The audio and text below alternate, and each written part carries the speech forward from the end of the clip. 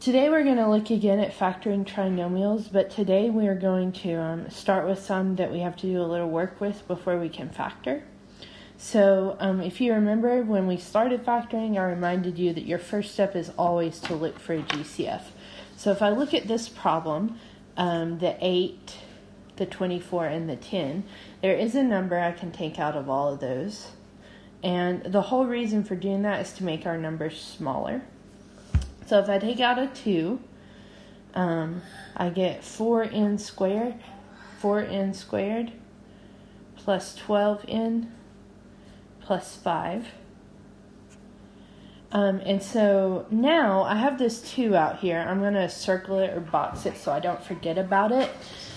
But I'm actually going to factor this piece. And so it's 3 pieces. I have to make it 4, so I'll make an X.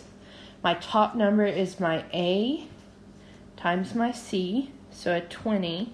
My middle number is my B, so a 12. So I'm looking for 2 numbers that multiply to give me 20, that add to give me 12. So 1 and 20, 2 and 10, 4 and 5. So hopefully we see that the combination is 2 and 10. And so I'm going to keep the 4n squared and the 5. But instead of this 12n, I'm going to split it into a 2n and a 10n. And now I have something that I can factor. So I'm going to split it down the middle. So I'm going to split it down the middle. And I'm going to take a 2n out of the left side. So I get 2n, and I'm left with 2n plus 1. And out of the right side, I'm going to take a 5. So I'm left with 2n plus 1. And so I'm almost done. So I'll write my outside pieces. Sorry about that. My outside pieces, and then my repeated piece, or my inside piece. But then finally, if you'll remember, we took a 2 out. That can't just disappear. So that has to come down, and it goes out front. And this right here is my final answer. So if we go back over that, we looked for a GCF all the way across. We found one, so we took it out. We factored what was left, just like we did yesterday. And with our final answer, we bring the GCF out, and it's out here, and the rest of our answer is right there. So what that does is it makes these numbers smaller and more manageable for us, so it's a little bit easier. Okay, so for our next problem, same deal, we always look for a GCF first. So if I look all the way across this one, it looks like I might be able to take a 4, except for when I get to that 30, that messes things up for me. So I believe the highest we're going to take again is a 2. So if I take out a 2, I get 4x squared minus 16x plus 15. And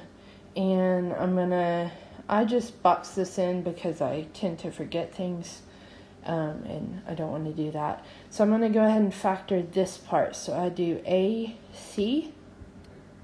So 4 times 15 is 60. And then I'm looking for B, which is negative 16. So I can use my calculator if I need to. So again, you would do y equals 60 divided by x, and then second graph. When I do that, my numbers are all positive. You can't use 2 positives to make a negative, so you have to scroll up to the negatives. And I should see pretty quickly a negative 6 and a negative 10, which would add to give me a negative 16.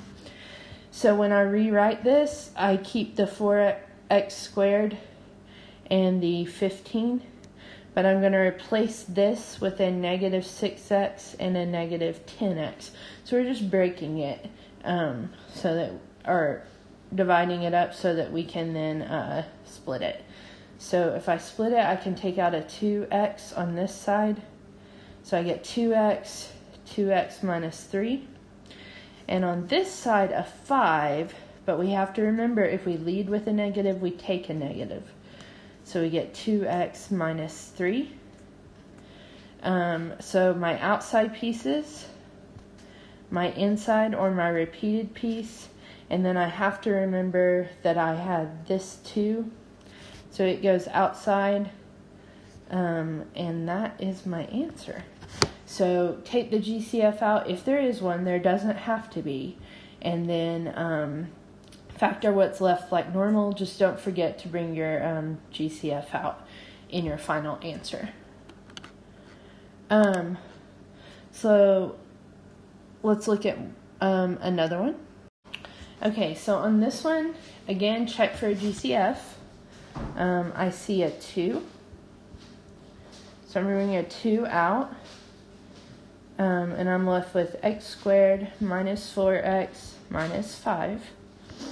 And before I get too upset about there not being a number, I'm going to remember that it's actually a 1. So when I do my AC method, I'm going to take this. 1 times negative 5 is negative 5. And then b is negative 4. So there's only one way to get 5, and that's 1 times 5. But since it's negative, one of these has to be negative. Since we want a negative 4, the higher number has to be negative, so I'm going to use positive 1 and negative 5. Because positive 1 times negative 5 gives me negative 5. Positive 1 plus negative 5 gives me negative 4. So when I come over here, I'm going to write my first and my last, but I'm going to split this into 1x and negative 5x. That's going to allow me to split it. So the whole point of doing this is to get it into 4 terms. I'll take out a 5, but because I lead with a negative, I take a negative. So I get this. And then my outside pieces. And I might be tempted to stay there, but I can't forget that I took out a GCF, so it needs to come out front of my final answer. Otherwise, you'll end up with like half of what you should have had or something. So that one, a little quicker. Again, GCF, and then factor like normal. Okay, so in this one, I'm going to look for a GCF. I actually see one, and it's not 2 this time. It's a 3. I'm going to take out a 3, so I get m squared plus 6m plus 8. And before I freak out, I'm going to remember there was a 1 there. So when I make my ACX, 1 times 8 is 8. The b goes in the bottom. So I'm looking for 2 numbers that multiply to give me 8 that add up to 6. So my choices are 1 times 8 or 2 times 4. Hopefully we see that it has to be 2 and 4. So I'm going to rewrite this. And instead of 6m, I'm going to use 2m and 4m. So I'm just rewriting it. Now I can split it. If you look at this side, we can take an m. So we get m plus 2. And on this side, I can take a 4. And I get m plus 2. So I'm going to write my outside. I don't know what happened there. Sorry about that. Outside pieces and my inside or repeated piece. And I'm not going to forget that I had this 3 up here, so it's going to come down out front of my answer. And that is my answer. Okay. Okay, let's look at this one. So if I look at this one before I get started, I'm going to remember there's a 1 there. Since there's a 1, there's not going to be any GCF besides 1 that we could take out. If we take out a 1, it doesn't change anything, so it's not really helpful. But this is 3 terms, so we're going to make it 4. So 1 times -5 is -5. My b is a 4. So there's only one way to make 5, but it is negative. So one of those has to be negative. Since my 4 is positive, it would be the 1, because -1 plus 5 gives me positive 4. So I'm going to rewrite this. My first and last stay the same, but I'm going to split up this 4 into a -1b plus 5b. So when I split this, the left side has a GCF of b, so it's b minus 1. My right side has a GCF of 5, so it's b minus 1. So my answer is b plus 5, b minus 1. Before we move on, I want to call your attention to something. I've told you a couple times, mathematicians are inherently lazy. We look for shortcuts. So I want you to notice something about this number and this number. And I want you to go up here to the x. So I want you to see if you notice this number and this number. And hopefully you notice that I actually had my answer when I made the x. So that's going to save me a whole lot of time, because it makes all of this kind of unnecessary. And now it's how we get the answer, but if I know that this is going to match, that this up here is going to match this, then this really does not become necessary. However, and this is a big however, this only occurs when my a is 1, okay? So if my first number is 1, then I can then take a shortcut, okay? And I would like you to look with me at this next problem, and we're going to use the shortcut.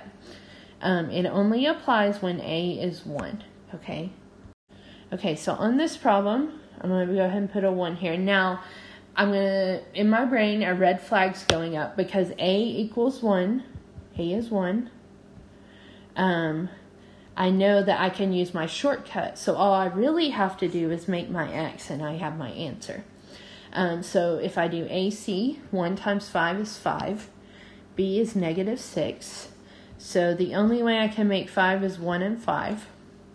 But I need a -6. Well, if I leave those positive, I'm going to get a +6. So I have to make them both negative. So it's -1 and -5. Now I could go ahead and do all of this, but because I paid attention to what my teacher told me, I understand that if a is 1, I can go straight to my shortcut. And so when I do that, I'm going to use my letter N, put it with a -1, and put it with a -5. And that is my answer.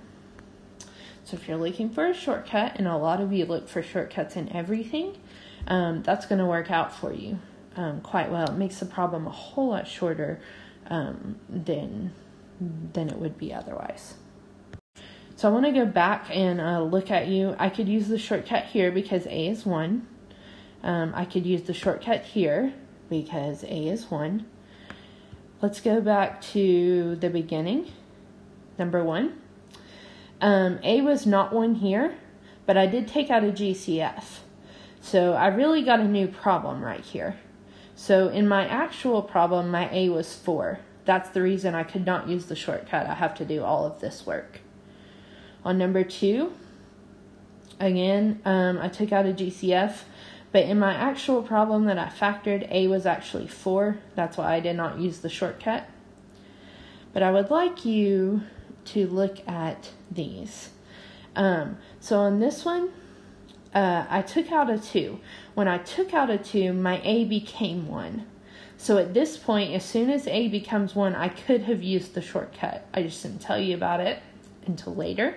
So if I use the shortcut here, I would have gotten a 1 and a -5. And if you come down to my answers, you see that I got a 1 and a -5.